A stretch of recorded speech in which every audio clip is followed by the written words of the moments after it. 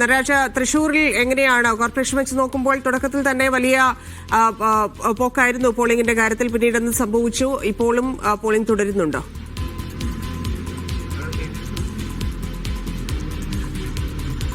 തൃശൂരിൽ തുടക്കത്തിലുണ്ടായിരുന്ന ആവേശം വോട്ടർമാർക്ക് അവസാന മണിക്കൂറുകളിൽ ഉണ്ടായിരുന്നില്ല എന്ന് പറയേണ്ടി വരും. വോട്ടിംഗ് ശതമാനത്തിൽ ചെറിയൊരു കുറവ് സംഭവിച്ചിട്ടുണ്ട്.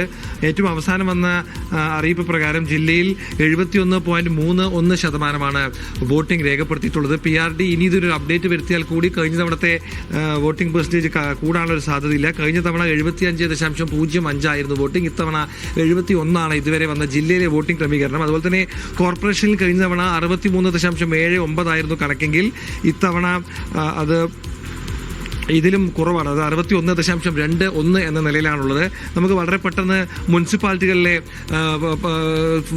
പെർസെൻറ്റേജ് ഒന്ന് പരിശോധിക്കാം. കുന്നംകുളത്ത് 72, ഇരിങ്ങാലക്കുടയിൽ 70, കൊടുങ്ങല്ലൂർ 74, ചാവക്കാട് 72, ഗുരുവായൂർ 68, ചാലക്കുടിയിൽ 69, വടക്കാഞ്ചേരിയിൽ 72 എന്നിങ്ങനെയാണ് വോട്ടിംഗ് ശതമാനത്തിലെ കണക്കുകൾ. ഇപ്പോൾ ദൃശ്യങ്ങളിൽ കാണുന്നത് തൃശൂർ കേരളവർമ്മ കോളേജിലെ പോളിംഗ് സെന്ററിലെ അവസാനഘട്ട നടപടികളാണ്.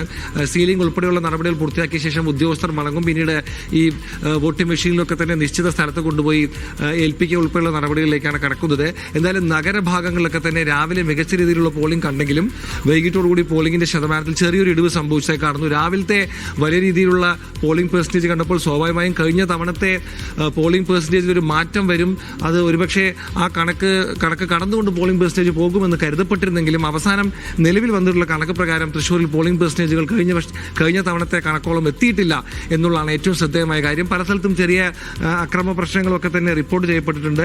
കുന്നംകുളം പഴഞ്ഞിയിൽ CPMന്റെ പോളിംഗ് ബൂത്തിന് നേരെ ഒരു കോൺഗ്രസ് പ്രവർത്തകൻ ആക്രമണം നടത്തിയതായ വിവരങ്ങൾ പുറത്തു വരുന്നുണ്ട്. ഇദ്ദേഹത്തെ പോലീസ് പിടിച്ചു മാറ്റിയിട്ടുണ്ട്. പെങ്ങാമുക്ക് എന്ന സ്ഥലത്താണ് ഒരു ഗുണ്ട ആക്രമണം ഉണ്ടായത്. ഷബീർ എന്ന വ്യക്തിയാണ് ആക്രമണം നടത്തിയത്. അദ്ദേഹത്തെ പോലീസ് കസ്റ്റഡിയിലെടുത്ത് മാറ്റിയ സംഭവം കുന്നംകുളത്ത് വൈകിട്ടോടുകൂടി ഉണ്ടായി.